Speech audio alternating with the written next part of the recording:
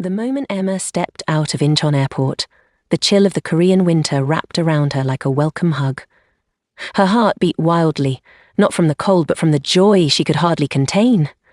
She was finally here. South Korea, the land she had dreamed of for years, the place she'd fallen in love with through dramas, language apps and late-night ramen bowls in her apartment in Abuja. And now, she wasn't just visiting, she was hired as a full-time scriptwriter. But this journey didn't start here. Back home in Nigeria, Emma was known as the K-drama girl. While others watched American sitcoms, she binged every Korean romance, thriller and melodrama she could find. She wasn't just obsessed, she studied them. She would pause a scene, scribble dialogue in her worn notebook and whisper Korean phrases until her tongue caught the rhythm. "Sarane," she'd whisper into the mirror, then laugh at herself. She taught herself basic Korean using free YouTube channels and Duolingo. She practiced with a local Korean student in Abuja who found her accents cute but determined. She fell in love with the culture, the food, the respect, the poetry, in silence. But beyond the fantasy, Emma worked hard. She interned for free at a local media house, wrote 3 web dramas that trended modestly online, and submitted script samples to international contests. One day, an email popped up. JX Media Productions, Seoul, was hiring foreign writers for an upcoming multicultural drama project. She applied, heart pounding, hopes low. Then, she got it. Her parents were scared. "Korea? That far?" her mother asked. But Emma had already packed in her mind. The day she received her visa, she cried into her suitcase. She arrived 2 days before work started. Those first 48 hours were a whirlwind of settling in, a tiny studio apartment, her first tteokbokki, and long walks just staring at neon signs like they were magic. Then came her first day. A taxi pulled up to the towering silver building of JX Media Productions, her new workplace. Her breath caught in her throat. This was real. She walked in, clutching her small notepad like it was armor. Her Korean was basic, her heart unsure, but her pen was strong, her stories were rich, and she had earned her place. Then she saw him. In the center of the bustling office stood a man in a sharp black suit, hands behind his back, speaking in fast, clipped Korean. His eyes were cold. His tone, icy. The room stilled when he spoke. "Who's the new foreign writer?" he asked, barely glancing at her. Emma's breath hitched. That was him. Namju, the CEO, her boss. He wasn't an actor or someone from her TV screen, but his name was legendary in the production industry. Ruthless, brilliant, untouchable. The man behind some of the biggest hits in Korea. He wasn't just powerful, he was magnetic, intimidating, and clearly, completely uninterested in her. Emma bowed deeply. "안녕하세요. I'm Emma, new scriptwriter," she said, voice slightly shaking. He looked at her, just once. A pause. Then, "You're late by 3 minutes." Her heart sank. That was all? No welcome to Korea? No smile? But she nodded. "Sorry, sir." He turned and walked away, already issuing commands to his team. She stood frozen, cheeks burning. The rest of the day was a blur. Emma met with the writing team, sat in pitch meetings she could barely follow, and scribbled notes furiously just to keep up. Every time Namju entered a room, the air changed. Nobody laughed, nobody dared be wrong. By evening, she was exhausted. As the office emptied out, Emma stayed back to rehearse her lines. She sat in the dim conference room, quietly reading one of her sample scenes out loud, her accent thick, her Korean clumsy, but her words honest. "Love isn't loud. It waits in silence until the other person hears," she whispered. She didn't notice the man standing just outside the glass door. But he didn't walk in. He simply watched for a moment, then he left. And Emma, still unaware, sighed and closed her notebook. She didn't know it yet, but her quiet words had already echoed in the most unlikely heart. Emma had always believed she could handle pressure. She'd survived the chaos of Lagos film shoots, written scripts through power outages, and worked under screaming directors. But nothing prepared her for Namju. By day 3, she had memorized the sound of his footsteps. Sharp, measured, terrifying. Each time he entered the writer's room, everyone straightened. Conversations died mid-sentence. Emma did too. Inside. He barely acknowledged her presence, even as she sat 2 seats away typing like her life depended on it. He never smiled, never joked, never even drank coffee with the staff. Just files, meetings, notes written in red ink that bled across the scripts like wounds. And yet, he wasn't cruel, just cold, frozen even. Like someone had locked his heart away a long time ago and forgotten the key. Emma didn't know why, but she wanted to understand him. Not as a woman with a crush, but as a writer desperate to unravel a character that didn't make sense. One morning, she submitted her first scene draft for review, her hands trembling slightly. It was a heartfelt father-daughter moment, subtle, poetic, the kind she loved writing. Namju read it without blinking, then placed it on the desk. "This emotion is weak," he said flatly. "Rewrite it." Emma's heart cracked. "Weak?" She nodded, blinking back the sting. "Yes, sir." But later that day, she found herself on the rooftop, standing against the wind, script in hand. She needed air. Space. She whispered the lines again. Maybe they were weak, maybe she was. She didn't know he had followed her. Namju stood quietly by the stairwell door, watching as she mouthed her own dialogue with her eyes closed, feeling it. Living it. And for the first time, his expression shifted. Just slightly. The wind blew her braids across her face. She brushed them back, exhaled, and turned. He was gone. That evening, she returned to her desk to find her script on the table. A post-it note in perfect handwriting sat on top. Rewrite the last line only. The rest was not bad. NJ. Emma blinked.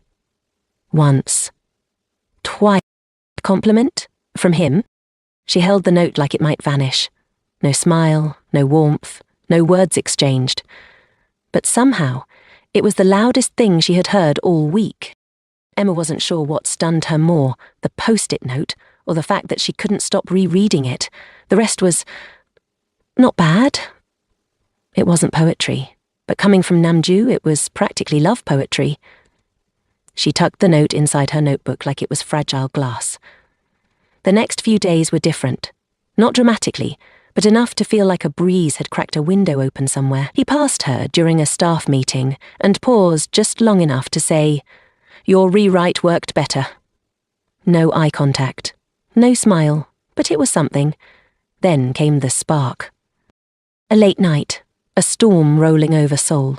The team had left hours ago, but Emma stayed behind, revising a scene Mr. Nam said was unbelievable. The lead character was too soft, too forgiving. She sat on the floor of the empty meeting room, cross-legged, script pages scattered around her. The rain tapped against the windows like a soundtrack to her unravelling thoughts. "You really write from your heart?" Emma jumped. Namju stood in the doorway, one hand in his coat pocket, the other holding a mug. She blinked up at him. "You scared me." I knocked. "You don't knock loud." He stepped in, set the mug down on the table beside her. "Tea, not coffee." Emma stared at it like it was a dream. "I didn't know you drank tea," she said. "I don't." "That's for you." Her hands paused in mid-air. She stood slowly. "You stayed late." "I could ask you the same," she smiled. "Just a little." "I wanted to prove your note right." Something flickered in his eyes. There was a silence. Not uncomfortable, just still. He moved closer. The rain outside grew louder. Then Emma said, "Why do you think the lead's forgiveness is unbelievable?" Namju looked at her for a long moment, then replied, "Because real people don't forgive that easily, not unless they want to be hurt again." Her eyes searched his. He looked away. "That sounds personal," she said gently. He didn't reply. Instead, he picked up one of her scribbled pages and scanned it. You changed the ending. You inspired it, she replied, voice soft. He met her gaze then, and something shifted. His eyes weren't cold, just guarded. They stood there, in the quiet room, inches apart. A small electricity danced in the air. She felt it. She swore he did too. That night, when she finally returned to her apartment, Emma lay in bed staring at the ceiling. The tea. The silence. The way he looked at her. He felt it too, she thought. He just didn't know how to say it. She smiled. And for the first time since arriving in Korea, she allowed her heart to hope. It had been 3 days since that rainy night. Emma had gone over it 1,000 times. The tea, the closeness, the way he didn't walk away, the way he looked at her. She had imagined many things when she moved to Korea, but never this. Never catching feelings for a man carved from ice, and believing, somehow, that he might be melting. On the 4th night, she made a decision. If she didn't say it, she would suffocate under the weight of silence. So she waited. The office lights had dimmed. The city pulsed gently outside the tall windows. Namju was the last to leave, as always. When he stepped into the corridor, buttoning his coat, she stepped into his path. He blinked. Emma? Can we talk? She asked, heart racing. He nodded once, no emotion, just that quiet, unreadable stare. They walked to the rooftop. The wind bit at her cheeks, but she didn't feel it. I'm not here to waste your time, she began, but I think I've read the signs wrong. Or maybe not. He said nothing. She kept going. I like you, Mr. Nam. I know you're not easy, and I don't want you to be, but something about the way you look at me, the tea, the quiet moments. Still, nothing. I just needed to tell you. Finally, his eyes met hers, a flicker. Something she couldn't place. Then he spoke. Why? Her breath caught. Why what? Why do you like me? She hesitated. Because you're kind, even if you pretend not to be. You're brilliant. You challenge me. And you're handsome, obviously. His face changed, just slightly. Something shut down, and then came the words. We're not suitable. 3 words. No pause, no softness. Just cold air and silence. Emma stared at him. What? Namju looked away. Let's not cross lines we'll regret. Her lips trembled. That's it? She asked. We're not suitable. Still, he didn't answer. Say something real, she whispered. Tell me I'm wrong. Tell me I imagined everything. But don't hide behind business words. Silence. Emma stepped closer. You owe me that. Nothing. So she did the only thing her heart could manage. She kissed him, soft, honest, just once. But he didn't move. Didn't blink. Didn't breathe. She pulled back, her eyes shining. You didn't even flinch, she said. He just stared. Something inside her broke. I'm sorry, she said, her voice shaking, for thinking you could feel anything. She turned. Her footsteps echoed across the rooftop, and Namju didn't stop her. Not with words, not with hands, not with anything. Emma didn't cry. Not that night, not the next morning, not even when she walked past Namju in the hallway and he looked straight through her like she was glass. She didn't cry. Because she had done the bravest thing a girl could do. She had loved him, honestly, and he had done nothing. Now she gave him nothing in return. No greetings, no glances, no emotion. She came to work, did her job, ate alone, left on time. The African girl who once buzzed with quiet hope now moved like someone checking off her final days. Because she was. Her contract was ending in 2 weeks, and when the renewal form landed on her desk, she didn't even open it. She simply wrote, declined, and slid it back. Namju saw her handwriting that evening. Simple, direct, no explanation, just like he'd given her. Something twisted in his chest. Why did she decline? He asked HR. She said she wanted to move on, the woman replied. Personal decision. That night, he stayed in his office long after everyone left. His mind refused to work. He read a line of script 10 times without absorbing it. He didn't understand why it bothered him. It wasn't like she was essential. She wasn't his best writer. She was new, temporary, replaceable.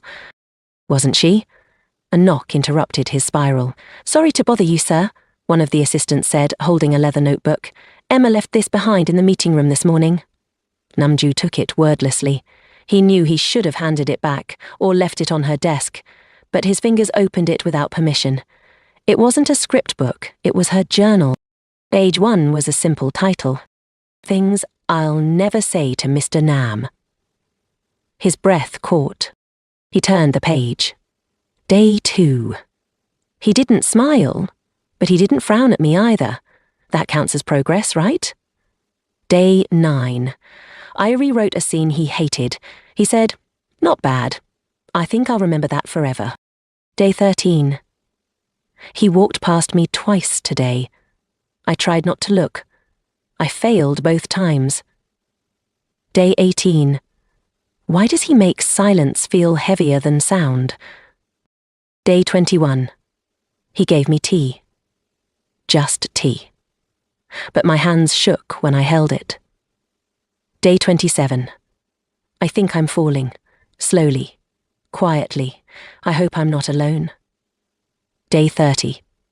If he ever notices me, truly notices me, I hope it's not too late. Namju closed the book slowly, and, for the first time in years, he felt breathless. He stood, took a step toward the door, then stopped. What could he say now? That he read her heart too late? That her silence echoed louder than her words ever did?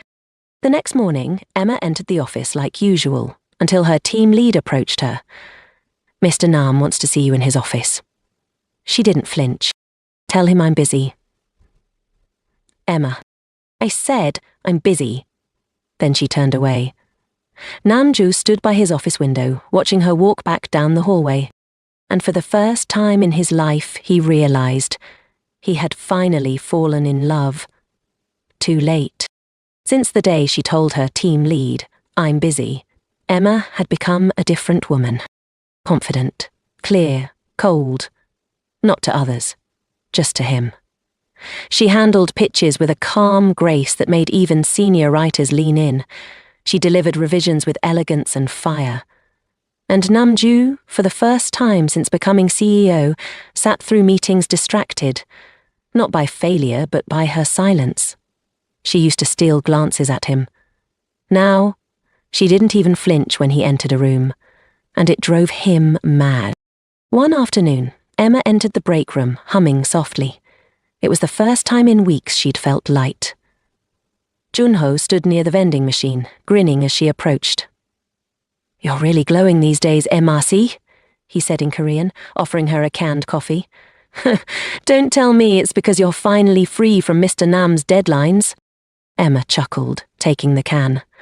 Maybe. He leaned in slightly, just enough to make her step back with a teasing smile.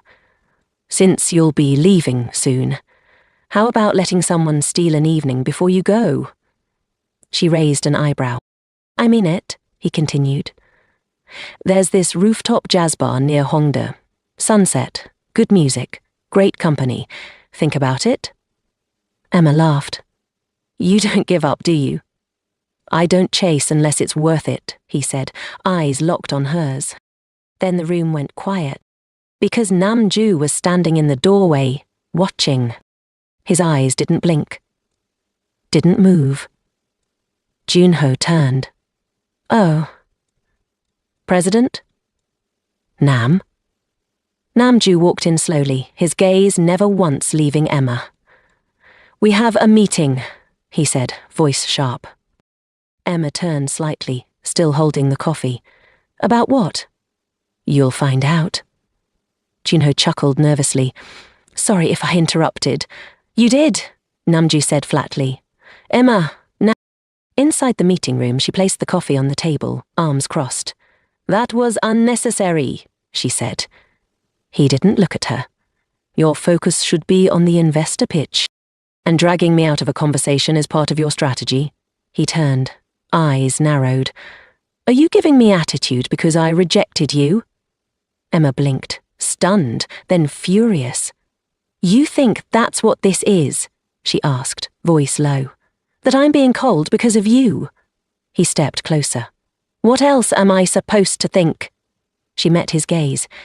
It takes months to like someone, Mr. Nam. It also takes months to unlike them. That silenced him. She moved toward the door.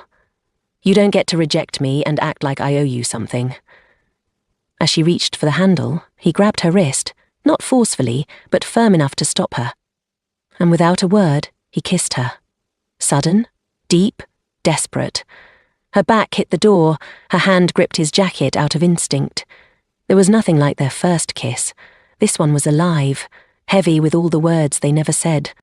She pulled back, breathless. Why? There was a pause, and then she smirked. Bitterly. Well, now we're even. She turned to leave again. But Namju pulled her back, this time against the wall. Her back met cold plaster, his hand braced beside her head, their faces inches apart. I saw your journal, he said quietly. She froze. His voice softened. Page 2, you wrote, he didn't frown at me today, that counts as progress, right? Her eyes widened. I didn't know then, he said, but I do now. For 3 days, Emma didn't come to work. She wasn't sick, she wasn't on leave, she just needed space. And Namju? He noticed her absence like a hole in his chest. He sat in meetings, distracted, stared too long at the conference room chair she used to occupy. Her laughter, her footsteps, even her faint perfume. Gone. He kept opening his office drawer, where her forgotten notebook now lived. Each page a wound, each line a reminder. He had broken her. The one person who truly saw him, and he had no idea how to fix it. Until he did something he'd never done before. He showed up at her apartment. Emma opened the door slowly, wearing a hoodie and confusion. How do you know where I live? He didn't answer. Instead, he bowed, a deep, painful bow. The kind Koreans reserved for the greatest apologies. She froze. Emma, he said softly. I don't know how to do this. I've never done this. But I'm trying. For you. She crossed her arms. Trying to do what? To earn your forgiveness, to deserve whatever chance you once wanted to give me. You don't get to decide that now, Mr. Nam. He took a slow step forward. Then tell me what to do. I'll do it. I'll rewrite everything, like you rewrote my scenes, my company, my life. You changed me. Emma's eyes welled up, but she didn't blink. You didn't want me when I confessed. You said we weren't suitable. I said that because I've always believed I wasn't capable of loving someone the right way. I didn't know how to care without control, how to want without hurting. He looked at her, eyes clear, voice raw. But then you left, and everything felt wrong. Quiet, cold. I don't want cold anymore. I want you. She inhaled slowly. Words don't fix everything. I know, he said. That's why I brought this. He handed her a leather-bound folder, thick, neatly sealed. Inside were a fresh contract with her name listed under co-executive producer. All creative rights. Project title. The Girl Who Waited. Her fingers trembled as she read. This is my story, she whispered. It was the same drama concept she had submitted months ago. The one she'd written late one night when her heart ached too much to sleep. A fictional story, yes, but it had been her truth, a girl who loved silently, waited quietly, believed deeply. Just like her. Namju met her eyes. You believed in me when I didn't believe in anyone. You waited. You stayed kind. You never asked for anything. This is me choosing you back. Emma's lips parted, her voice barely a whisper. Why this story? Because it's yours, he said. Because you matter, and I want the whole world to hear your voice, not just your scripts. Her eyes filled with tears. You're giving me everything, she said. He smiled gently. No, I'm finally giving you what you've always deserved. She stared at the folder. Her hands shook. Her heart screamed. And then she dropped everything and kissed him. It was slow, deep, melting. When they pulled apart, her forehead pressed to his. I hate you, she whispered. He smiled. I know. I still love you. I know that too. Outside, snow began to fall for the first time that season. Inside, Emma whispered, Now, we're really even. And this time, she didn't walk away. Now, tell us, what was your favourite twist? The jealousy, the journal reveal, or the contract surprise? Or was it something else entirely? Drop your thoughts in the comments. If you enjoyed this story, don't forget to like, share, and subscribe for more heart-melting love stories, and turn on the notification bell so you never miss any of our new uploads.